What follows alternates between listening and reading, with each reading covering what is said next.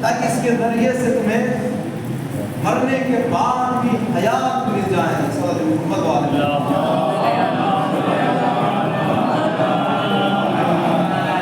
قرآن صفات بیان کر رہا ہے. مومن کے پاس یہ صفت ہونی چاہیے, مومن کے پاس یہ چیزیں ہونی چاہیے, مومن کے پاس یہ ہونا چاہیے. بتا رہا ہے یہ کردار تمہیں اپنا. قرآن صفات کا مجموعہ ہے. قرآن مجید میں اللہ نے ہمیں یہ حکم دیا کہ 1,24,000 پیغمبروں پر ایمان لے آؤ, ایمان لے آؤ. حالانکہ ہم نہیں دیکھا ان لوگوں کو, سارے نبیوں کو نہیں دیکھا, سارے نبیوں کے نام میں نہیں مانو. اگر ان سارے نبیوں میں کسی ایک نبی کو انکار کر دو گے تو ایمان کے دائرے سے خارج ہو جاؤ گے, ایمان کے دائرے سے خارج ہو جاؤ گے. لیکن قرآن نے 1,24,000 پیغمبروں کا نبیاء کا نام نہیں لیا. اگر ساروں کا نبیوں کا نام لے جاتا تو ایک الگ سی کتاب ہو جاتی. قرآن میں 26 نبیوں کا نام لیا گیا, 26 نبیوں کا نام لایا گیا ہے. کیوں؟ یہ صفات ہے, یہ بتانا چاہ رہے ہیں. اسی لیے ہم قرآن دیکھیں صحیفے جو اللہ کی طرف سے نازل ہوئے ہیں وہ 104 نازل ہوئے ہیں اللہ کی طرف سے. لیکن قرآن میں صحف ابراہیم و موسیٰ, صحف ابراہیم و موسیٰ. اب کوئی جو ہے نبی کا ماننے والا آ کر ہم سے ہماری توہین کرے تو ہم اس نبی کو برا نہیں کہہ سکتے, اور بول کے اس نبی کو ہم برا نہیں کہہ سکتے. کیوں؟ اسی لیے کہ وہ الہی نبی ہے. اگر کوئی آ کر, کوئی عیسائی آ کر, کوئی یہودی آ کر ہمارے محمد مصطفیٰ کو برا بلا کہے تو ہم موسیٰ کو برا نہیں کہہ سکتے, کبھی ہم عیسیٰ کو برا نہیں کہہ سکتے. کیوں؟ اسی لیے کہ نبی نہ اس کا ہے نہ ہمارا ہے, نبی تمام بشریت کا ہے, تمام بشریت کا ہے, تمام انسانیت کے لیے آیا ہے, انسان کو انسان بنانے کے لیے نبی آیا ہے. ہم اس کا انکار نہیں کر سکتے. کیوں؟ اسی لیے موسیٰ ایک نبی کا نام نہیں ہے, موسیٰ ایک کردار ہے, موسیٰ ایک صفت ہے, عیسیٰ ایک نام نہیں ہے, ایک صفت ہے, ایک کردار ہے. فرعون نام نہیں ہے بلکہ ایک کردار ہے, کردار ہے. اسی طرح جتنے بھی شداد کا نام لیا گیا ہے, شداد ایک کردار ہے. یہ کردار ہمارے سامنے بیان کیا جا رہا ہے, یہ اچھا ہے یہ برا ہے, چاہے اس کو اپناؤ چاہے اس کو اپناؤ. ایک سوال ہے محمد صفتوں کو بیان کرتا گیا, صفتیں بیان کرتا گیا. یہ صفت ہونی چاہیے, یہ کردار ہونا چاہیے, خصوصیت ہونی چاہیے. اب یہ کوئی ہم سے آ کر یہ نہ کہے کہ تمہارے 12 اماموں کا نام قرآن میں کیوں نہیں ہے, 12 اماموں کا نام قرآن میں کیوں نہیں ہے. تم سے کہوں گا کہ قرآن صفات کا مجموعہ ہے, نام کا مجموعہ نہیں ہے. قرآن نے صفات بیان کر دی. علم یہ ہونا چاہیے ساری دنیا ڈھونڈتے ڈھونڈتے علم کے درجے پر پہنچے گی تو علی کے در پر آئے گی, علی کے در پر آئے گی. اگر تقوی کا معیار قرآن نے بیان کر دیا, اب تقوی کو ڈھونڈتے ڈھونڈتے دنیا علی کے در پر آئے گی. کیوں؟ قرآن ایک صفات کا مجموعہ ہے. اسی نے زوجہ رسول سے پوچھا کہ قرآن رسول کا اخلاق کیسا تھا. دیکھیں شوہر کی صفات, شوہر کا اخلاق بیوی زیادہ جانتی ہے, بیوی زیادہ پہچانتی ہے. کسی نے آ کر پوچھا رسول کا اخلاق کیسا تھا, رسول کے زوجہ نے کہا خلق هو القرآن, اور رسول کا اخلاق قرآن تھا, رسول کا اخلاق قرآن تھا. اسی لیے کہ اگر اس قرآن کے 40 صفاتوں کو جمع کر دیا کر مجسم بنا دیا جائے تو رسول کی ذات ہے, رسول کے کردار کو الگ کر دیا جائے اور اس کو پھر جوڑ کر کتاب دے دی جائے تو قرآن ہے, وہ قرآن ہے. اس صفت بیان کیا, خصوصیات ہونی چاہیے. کسی نے آ کر سلمان فارسی سے پوچھا کہ تمہارا شجرہ بیان کرو, کون کون کون ہو تمہارا شجرہ بیان کرو. اس کا خیال یہ تھا میرے اس سوال سے سلمان عاجز آ جائیں گے, عاجز آ جائیں گے اور بیان نہیں کر پائیں گے, کیونکہ زرگوش سے پھر سیریا گئے, پھر وہاں پر غلام تھے, پھر آئے بیان تھے, پھر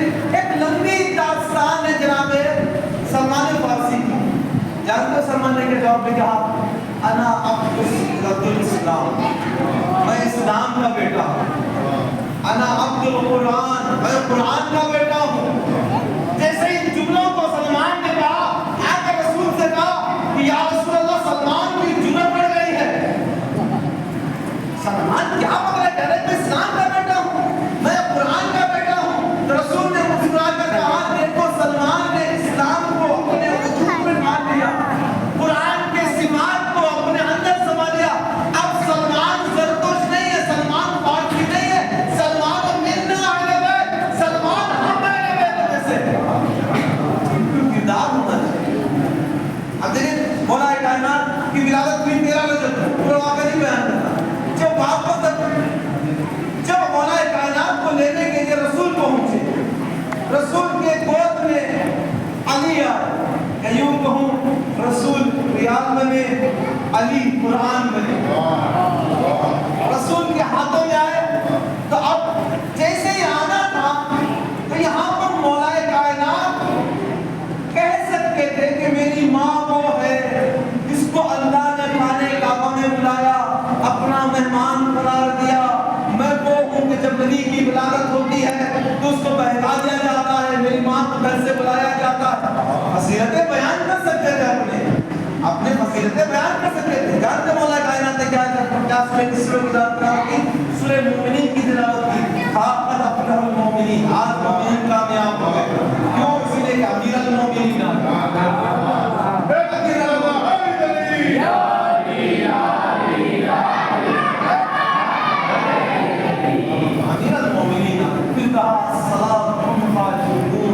وہ لوگ جو نماز کامیاب وہی ہوں گے جو نماز پڑھتے ہیں خضوع اور خشوع کے ساتھ۔ 14 صفات مولا نے مومنین کی بیان کی۔ مولا چاہتے تو اپنے فضائل بیان کر سکتے تھے، مولا نے یہی درس دیا، میں نے مومنین کی صفات کو بیان کر دیا گیا۔ اب تمہارا کام یہ ہے کہ تم مومن کو تلاش کرو، جب تمہیں مومن مل جائے تو امیر المومنین سمجھ پائے گا۔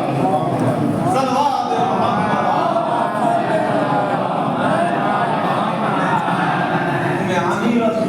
سمجھنا ہے تو پہلے مومن کی صفات کو سمجھو۔ مومن کسے تھے؟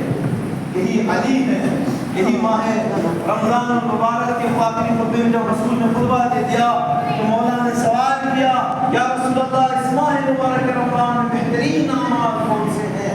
رسول نے کہا البر محارب اللہ، گناہوں سے اجتناب کرنا بہترین عمل ہے۔ جس خطبے کو شاد فرمانے کے بعد مولا کائنات کے چہرے کو دیکھا، رسول کی آنکھوں سے زار و فتار گریا تھا، رسول کی آنکھوں سے آنسو جاری ہو گئے۔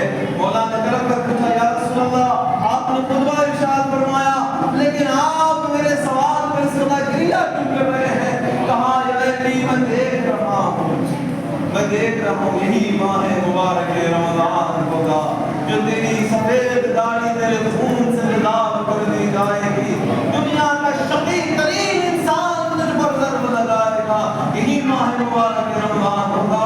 آج تاریخ میں 4 اذانیں ایسی ہیں جو بہت زیادہ مشہور ہیں، جو تاثیر گزار ہیں۔ سب سے پہلی اذان توجہ چاہوں گا، سب سے پہلی اذان بلال کی اذان، بعد وفات رسول بلال نے عہد کر لیا کہ آج کے بعد اذان نہیں۔ کیوں؟ اسی لیے کہ جس کے لیے میں اذان کہتا تھا وہ دنیا میں نہیں ہے، تم اذان کس کے لیے کرو؟ چھوڑ کر مدینہ شام چلے گئے۔ ایک مرتبہ رات خواب میں رسول کو دیکھا کہ بلال تم نے ہمارے ساتھ وفا نہیں کی، تم مدینہ چھوڑ کر آ گئے۔ بلال سمجھ گئے، اسی لیے مدینے کی طرف آئے۔ جب مدینے کی طرف آ رہے تھے مسلمان جمع ہو گئے، کیوں رسول کا مؤذن آ رہا ہے، استقبال میں جمع ہو گئے۔ ایک بٹور شہزادی نے کہا کہ یا علی آج میرا دل چاہتا ہے کہ میں بلال کی اذان سنوں۔ اجرکم اللہ، مولا کائنات نے بلال کو پیغام پہنچایا، بلال کو قصرِ اذان پر تشریف لے گئے۔ کہا اللہ اکبر، شہزادی نے تکبیر بلند کی، پھر بلال نے کہا اشہد ان لا الہ الا اللہ۔ بیوی کی نظروں میں سارا منظر جو بابا کا وہ ڈھونڈنے لگا، اور جیسے ہی بلال نے کہا اشہد ان محمد رسول اللہ،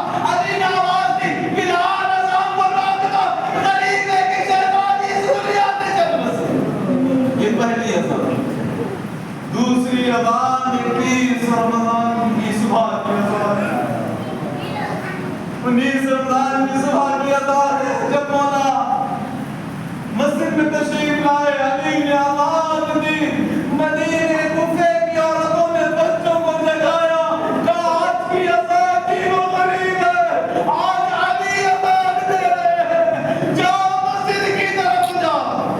یہ دوسری اذان، تیسری اذان کربلا میں شہزادے علی اکبر کی اذان، شہزادے علی اکبر کی اذان، رسول حسین کا مؤذن موجود ہے، لیکن اس کے باوجود رسول کے فرزند نے آ کر کہا، اے بیٹا علی اکبر، میری بہنیں چاہتی ہیں کہ آج تیری آزان سنے، تیری آزان سنے، تیرے لہجے سے رسول کا لہجہ ملتا ہے، آج رسول کے لہجے میں قرآن آزان سننا چاہتے ہیں، جیسے ہی بہنوں کا پیغام علی اکبر کو پہنچانا، علی اکبر نے کہا، بابا آپ کی بہنیں گھر میں بیٹھ کر میری آزان سن لے گی، آئے میری بہن صغرا جو مدینے میں رہ گئی، جو میرا انتظار کر رہی ہے، انتظار کر رہی ہے۔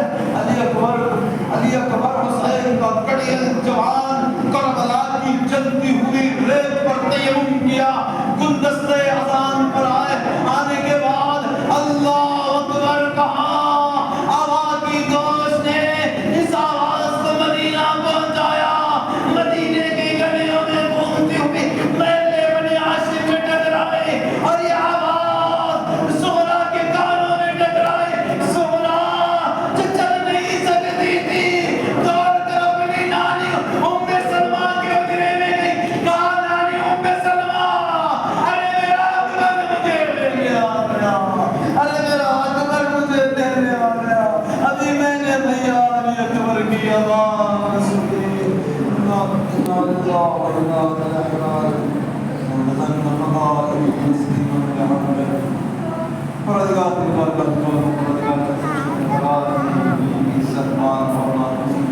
میرا تاج پروردگار کے مجلس کی مرحومین کے نجات کا ذریعہ قرار دے، میرے اللہ کے پروردگار اس ماہ مبارک رمضان کی دعائیں مستجاب فرما، پروردگار ہمارے درمیان جو مولانا شریعت سے پروردگار کی ہماری شریعت کرنا، میرے اللہ کے پروردگار اس دنیا میں ہے، ہماری ایک ہی تمنا ہے روزے مشرق جنت ایک گنا دے، تیرا اختیار ہے، اس دنیا میں ہماری ایک ہی تمنا ہے کہ کربلا کی زیارت ہو جائے، سب کے لیے جنت ہے لیکن ہمارے لیے کربلا ہے، جو کربلا کی زیارت ہو جائے، پروردگار جو چاہ چکے ہیں ان کو بار بار نہیں گئے ہیں، ان کو ایسے اسباب اور ایسے وسائل فراہم کر جلد سے جلد حسین کے ہونے کی زیارت